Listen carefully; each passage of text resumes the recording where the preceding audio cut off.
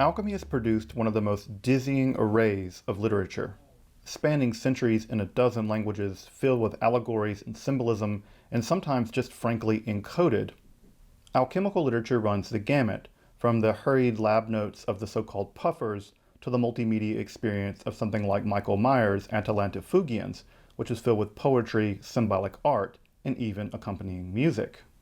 Alchemical literature ranges from the wildly popular running into dozens of editions, all the way to some of the most obscure manuscripts ever produced.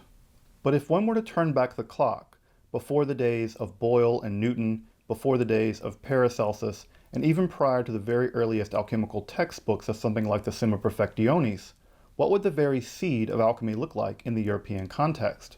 What was the very earliest text to enter Europe? What might be the very first alchemical text to be found in Europe? What was the seed of alchemy as we know it? We actually may know the answer to that question. In this episode of Esoterica, we're going to be exploring the earliest known alchemical text to enter into Europe, the book of the Composition of Alchemy, translated on February the 11th, 1144, by Robert of Chester. In this brief text, we'll discover so much that will go on to become a commonplace in the European alchemical tradition.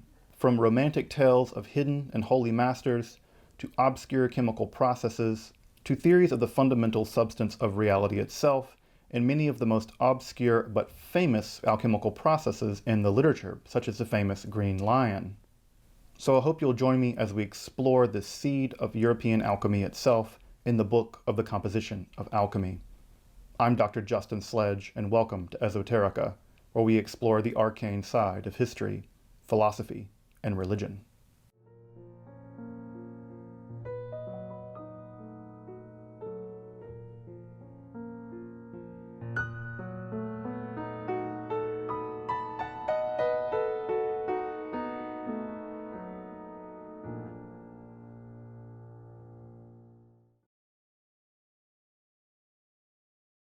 While the Book of the Composition of Alchemy is the oldest text to enter into Europe, it is by no means the oldest alchemical text. Alchemy as we know it stretches back to the turn of the Common Era in the Greco-Egyptian world, and many texts from that period actually survive.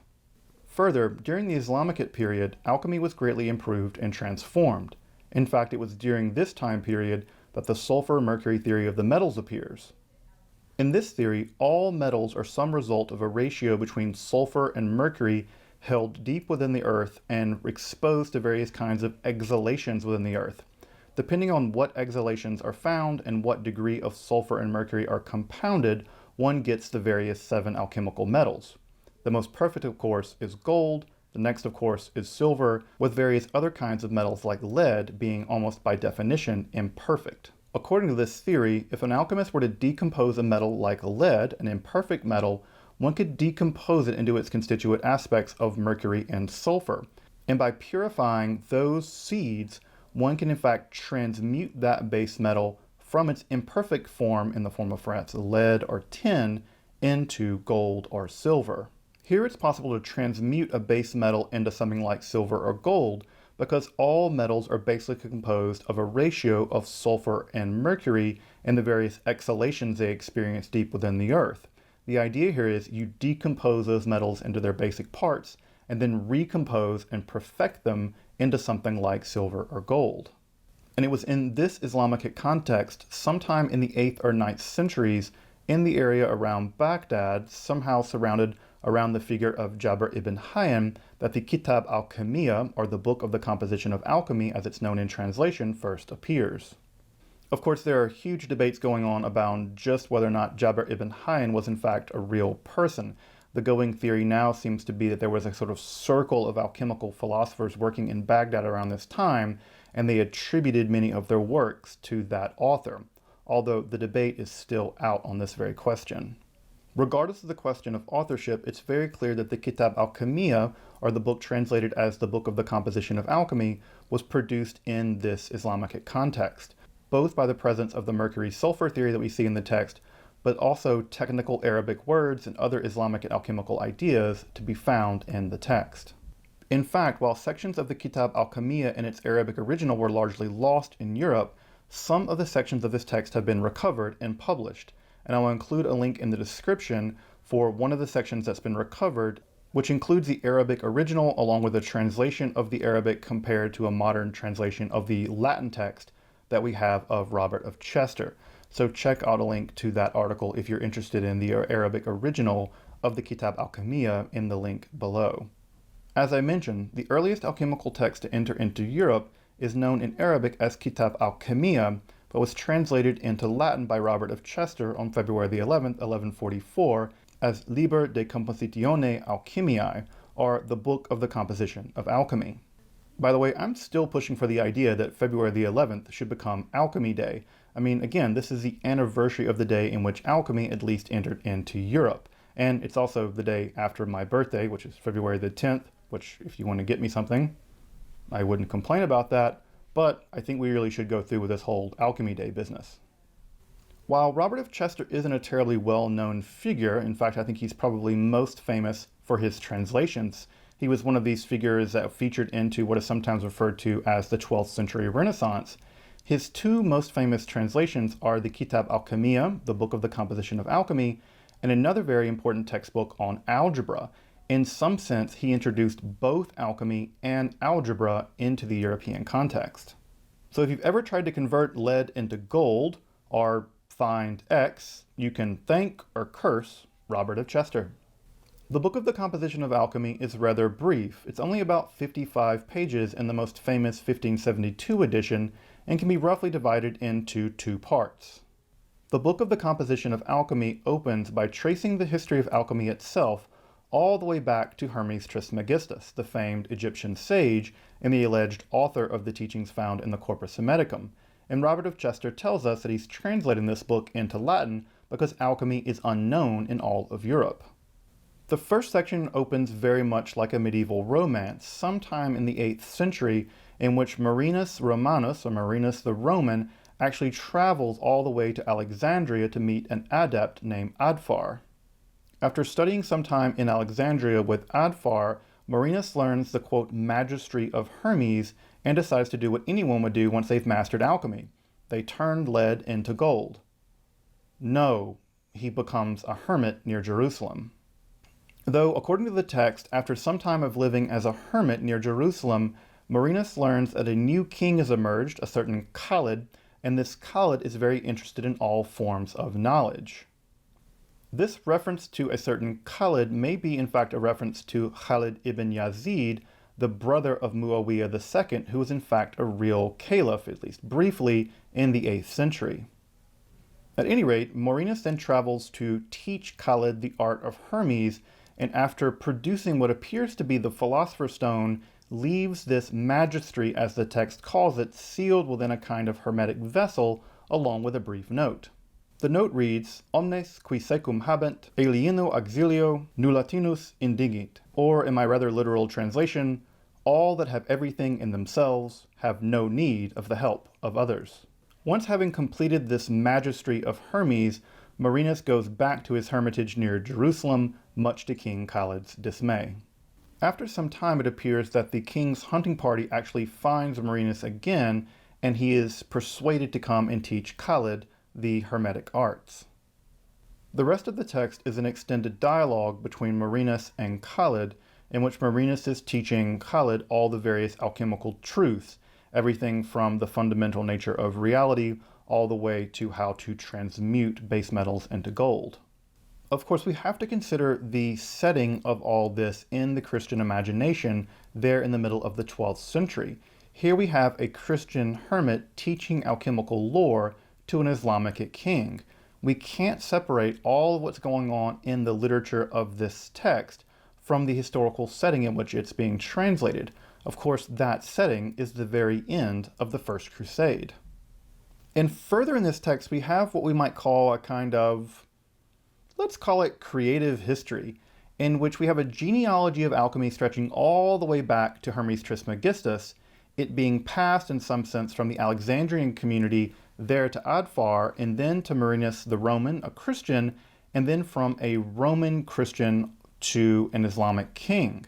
There's something fishy about this genealogy. Notice what it leaves out. It leaves out the entire history of Islamic alchemy. perhaps one of the most decisive periods in that entire art's history. And of course, this is all very ironic. We have Robert of Chester admitting that Europeans know basically nothing about alchemy and translating a text from Arabic from the Islamic world into Latin so that Christian Europeans can have access to it.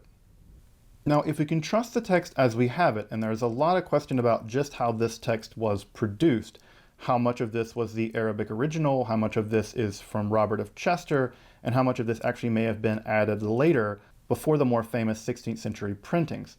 I'm not going to get into those debates, but let's just think about this from the point of view of a Christian audience at any point in alchemical history. Robert of Chester might be doing something like public relations for alchemy.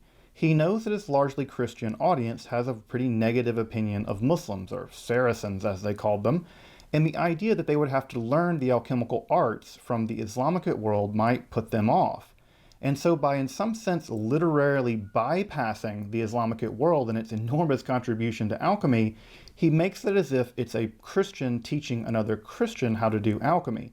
And that is a rather ingenious, if not woefully creative move on his part. By making alchemy a basically Christian art, by having it being passed from the pagan world of Hermes Trismegistus and perhaps Adfar directly to a Christian like Marinus, and then directly from Marinus in some sense to a Christian audience, it's as if they get to bypass the entire Islamic period of alchemy.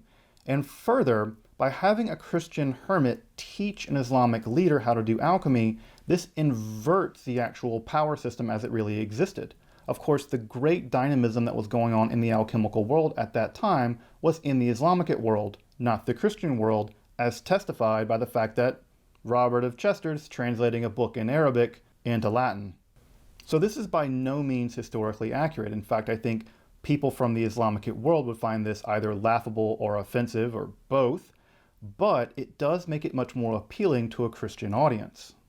So by appealing to the vanity of his Christian audience, remember, this entire alchemical text is framed by Robert of Chester as a learned Christian monk teaching a powerful Islamic leader how to do alchemy. This allows the Christian reader to understand that alchemy itself is an art by Christians for Christians.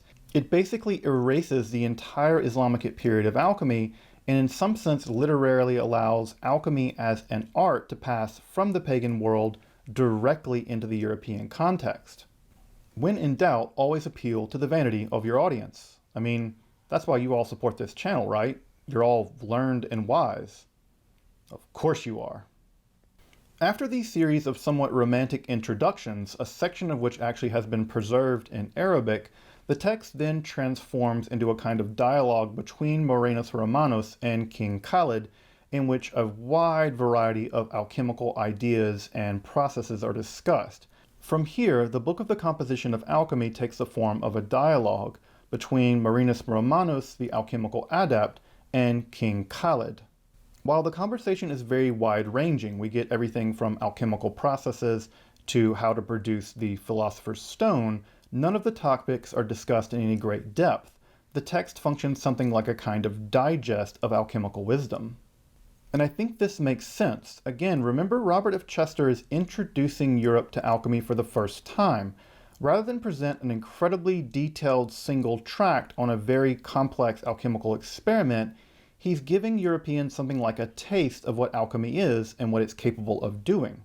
I think Robert of Chester was actually being very deliberate in choosing the Kitab al-Kimya, or the Book of the Composition of Alchemy, to be the first text to be translated about alchemy into Europe. Insofar as the text operates something like a digest of alchemical wisdom, this would serve to act as a kind of appetizer or to whet the alchemical palate of the European mind, rather than be a kind of end-all be-all textbook or a deep dive into one very specific topic in alchemical wisdom. Of course, much more technical texts from the Islamic world would be translated not long after Robert of Chester completed his translation, and in the centuries that followed, there would appear alchemical textbooks like the Summa Perfectionis. If you're interested in learning more about an alchemical textbook, you can check out my video on the Summa Perfectionis. It is in some sense, in my opinion, the best place to begin learning about the history and development of alchemical ideas, because in many ways it summarizes all of alchemical literature from that time period all the way back into ancient antiquity. So check out my video on the Summa Perfectionis if you're interested in an actual alchemical textbook of the 14th century. The conversation between the alchemist Marinus and King Khalid begins where you might imagine, at the very beginning.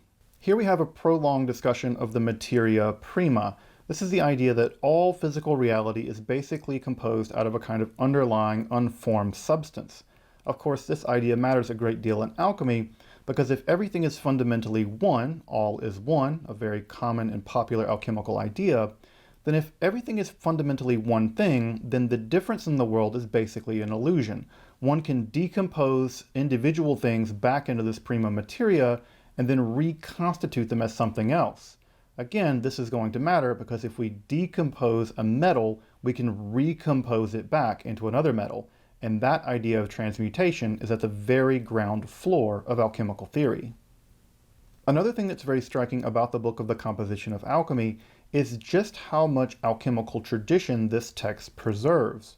Here we have quotations from Zosimus of Panopolis, a Greco-Egyptian alchemist stretching all the way back to the late classical world, and here we have quotations from some of his letters to his, quote, spiritual sister Theosebia. And again, what makes this text impressive is that it is a link from the late classical Greco-Egyptian alchemical world to the Islamic and alchemical world, and then introducing those ideas into the European context for the first time. Further, despite this text being very brief, we're given an introduction into basically everything that's going to become a commonplace in alchemical literature in Europe. Everything from the various processes that substances have to undergo, to the various colors that they'll turn as the process is advancing, all the way to the character and nature of the philosopher's stone. Importantly, also we find the mercury-sulfur theory, although it is a bit obscure here. What does seem to appear in a very important way is the mechanisms by which one can purify mercury. Here this seems to be mercury, perhaps in the form of mercury sulfide or cinnabar. Of course, cinnabar is the most common way that mercury occurs in nature, and in order for one to extract the liquid mercury from the cinnabar, one would need to separate off the sulfur component. And this idea of purifying mercury in many forms of the alchemical tradition is the fundamental first teaching of engaging in alchemy. One must purify mercury in order to begin the process of transforming any metal into gold. It's also worth pointing out here that Robert of Chester doesn't translate technical alchemical terms from Arabic to Latin. He often just leaves them in a kind of corrupt Arabic form. For instance, we have the word azoc, A-Z-O-C, which is again a corrupted version of the Arabic word for mercury being used in the text. Now, this corrupt version of an Arabic word is actually going to go on to have sort of mystical significance as alchemy develops. We're going to see it, for instance, in the word azoth, A-Z-O-T-H, in Paracelsian alchemy. Here, the idea is that we're not just dealing with mercury as a kind of elemental metal, but mercury as a kind of symbolic force of change itself. Notice here, these technical words being left in Arabic gives them a kind of exotic feel to them, and that exotic feel to them is going to be backfilled in some ways with a lot of more mystical kind of understanding of what's going on in these alchemical texts. So it's interesting that here in Robert of Chester, he basically sets a precedent by not translating those words, and these very mysterious words are going to get, well, a lot more mysterious because the Europeans have really no idea what they mean, and they're going to backfill that meaning with all kinds of mystical, supernatural, and sometimes even magical storytelling. Of course, the bulk of the text is dedicated, though obscurely, to a discussion of what we would now call the philosopher's stone. That is to say, a kind of primal substance that's able to convert one substance into another. In this case, the discussion is how to convert base metals like lead and tin into silver and gold. Although here in the book of the Composition of Alchemy, it's not just converting base metals into gold, it's specifically talking about converting silver into gold. In the book of the Composition of Alchemy, we're told that the philosopher's stone resembles the kind of slag that's poured off during the process of glass making. In fact, sometimes the text refers to the appearance of the philosopher's stone as the feces of glass. And we're even given a very vivid portrayal of the production of the philosopher's stone itself, how it must emerge from a state of putrefaction, and once it emerges as the philosopher's stone, it becomes not only fragrant, but sweet to the taste. In addition to this discussion of the Philosopher's Stone, we're also given a prolonged exposition as to how to use probably the most famous image in all of alchemical symbolism, the green lion, which was probably aqua regia, or a combination of nitric and hydrochloric acids.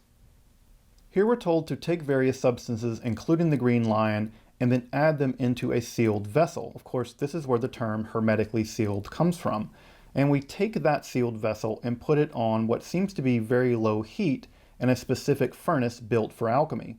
Of course, as you may know, one of the things that's famous about the corpus of Jabbir ibn Hayyan is a very technical discussion of various kinds of heating mechanisms or furnaces to be used in the alchemical process. Here we're told to subject various substances in this sealed vessel along with the green lion to a heating regime over the course of 20 some odd days. And during those 20 or so days, we'll notice that the fumes within the hermetic vessel will change various colors depending on what's going on inside that vessel along the alchemical process. And through this long process of sublimation and condensation, the substance will gradually fuse together, and once it fuses together in just the correct way, we can project silver into that elixir and out will emerge gold. In fact, the Kitab al-Kimya, or the Book of the Composition of Alchemy, tells us that the entire task or the entire goal of alchemy is to produce this Roman gold, as the text calls it. Now, why it calls it Roman gold is interesting. I wonder, Marinus Romanus' name is Marinus the Roman, so I wonder if this is a reference to his gold. But the idea here is that this elixir, by projecting silver into this elixir, we can generate gold. And this is called by the Kitab al-Kimya the chief point of the Hermetic art. And it's at this apex, the ability of the alchemist to transform nature, at least to transmute silver into gold, that the text comes to an end. And of course, we must imagine that any European reading this in the 12th century must have been positively enthralled. In fact, I find the text rather enthralling. And this shouldn't be surprising in the least. We're promised the ability to transmute base metals, or at least silver, into gold. We're given the theoretical foundations for why that's possible, and we're even given instructions, even though they're pretty obscure, about how to accomplish this basic miracle of nature. With this in mind, you shouldn't be surprised to learn that in the years following the translation of the Book of the Composition of Alchemy, there was a positive explosion in alchemical interest in Europe. The most famous of these texts, and perhaps one of the most famous alchemical texts ever produced in translation, was the Turba Philosophorum, or the Assembly of the Philosophers. This is kind of a congress of all these ancient philosophical and scientific minds from the ancient world, although the text again was written during the Islamic period. If you're more curious about that text, don't worry, it'll get its own episode at some point in the future here at Esoterica, so stay tuned for more alchemy. So as I've argued, Robert of Chester's February the 10th, 1144 translation of the Kitab al-Kimya as the Book of the Composition of Alchemy in some ways marks the birth date of alchemy in the Western European context. Of course, European alchemy would have a long and distinguished career, transforming from the early alchemy here of the Islamic period all the way through the Paracelsian alchemy that would develop in the centuries to come, all the way into the early days of chemistry as we now know it. But as I hope I've shown, the Book of the Composition of Alchemy in some sense holds in microcosm the greater macrocosm of what alchemy would become in Europe. Many of the ideas to be found in the development of European alchemy in many ways, in most ways, have their seeds here in this 1144 translation of Robert of Chester. So if you've ever opened one of the many enigmatic texts that populate the world of European alchemy, you might benefit from going back and studying this first alchemical document to enter Europe. Here we might discover some of the keys that will unlock the development of alchemy as it developed in the European context. And for that reason alone, the Book of the Composition of Alchemy deserves our study and attention. If you're interested in the history of alchemy, hermetic philosophy, or occult science, make sure to subscribe here to Esoterica. These are all core content of our channel. And also, if you appreciate free, scholarly, and accessible content on topics in Western esotericism here on YouTube, consider supporting my work on Patreon or with a one-time donation. Your support of Esoterica makes the channel possible, and I really do appreciate it. Thank you. Unfortunately, the Composition of Alchemy remains a relatively difficult text to access in English. The Stavenhagen translation that was made in 1974 is in some sense, I think, the standard scholarly translation, although it's so difficult to find that I wasn't even able to access it before making this episode. I basically just read the text in Latin. So unfortunately, the text is somewhat difficult to find in a standard academic edition. Although I will say that the living legend Adam McLean produced a translation in the early 2000s as part of his Hermetic research series, and I think this text is somewhere available online on his website. And so you may be able to consult his translation, which I would trust without any reservations at all, if you want to consult the Book of the Composition of Alchemy on his website. And I'll say, and I'm sure most of you know this already, Adam McLean's website on alchemy is one of the greatest treasures in the Hermetic sciences, Hermetic philosophy on the internet. I discovered it as a teenager and was printing out copies of alchemical text in my library in high school. And I have to say that this is a treasure trove of alchemical lore and literature. Please check his website out. Further, he also produces hand-colored prints of many famous alchemical documents and images from some of these books, and you can access some of these on eBay and other places. I would really recommend you go pick up one of his prints that would make a wonderful holiday gift for someone, or for yourself for that matter, and support the work of Adam McLean. He is just a living treasure who's produced so much in the way of alchemical literature for people like me to basically grow up on. And I am so thankful for him and his work. So please go over there, check out the link in the description below, buy some art from him, and just really appreciate the work that he's done. I certainly do. If for some reason you want to consult the Book of the Composition of Alchemy in the original Latin, I think one of the better places and more accessible places to do it is in the very famous Auriferae Artis, published in 3 volumes in 1572. You can access this entire text on Google Books in a relatively readable format in Latin. Now, I'll say, and I think I pointed this out earlier in the episode, there's some scholarly debate about just how much of the text was written when. How much was the original Arabic, how much was added by Robert of Chester, and how much may have been added between the original 1144 translation and the printings that came sometime after. I'm not going to wade into those waters at this point. I think it's very important. But if you do want to read the text in Latin, you can find it there in the 1572 edition. And I'll say that the Latin there isn't terribly difficult, but it is an alchemical text, so you might be reading it perfectly fine in Latin and still have no idea what it's talking about. So your mileage may vary, Latin be damned.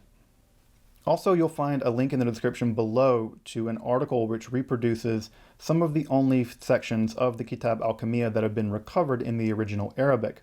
This article's really wonderful. It has the original Arabic, it has a translation from the Arabic, and it compares it to the translation of Robert of Chester. So you get some sense of what the original text would have looked like, although it's only a small fragment of the entire Kitab al-Kimya, or a fragment of the book that we now know as the Book of the Composition of Alchemy. So if you read Arabic and you want to take a look at that text, I'll include a link in the description below.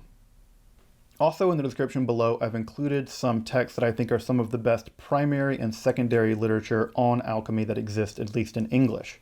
So if you're interested in getting a sort of introductory reading list of alchemical lore and literature, check out those texts in the description below. I think you'll find them pretty edifying.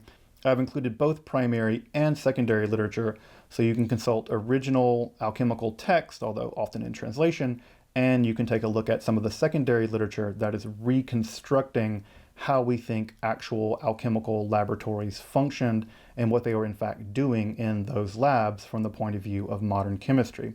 And I've also included some more spiritual or psychological interpretations of alchemy, although those should be taken, at least from an academic, historical point of view, with somewhat of a grain of salt, although I do think they're terribly interesting on their own terms. At any rate, I hope you found our exploration of the Book of the Composition of Alchemy, the earliest European alchemical text so far recovered, interesting. Until next time, I'm Dr. Justin Sledge, and you've been watching Esoterica, where we explore the arcane side of history, philosophy, and religion.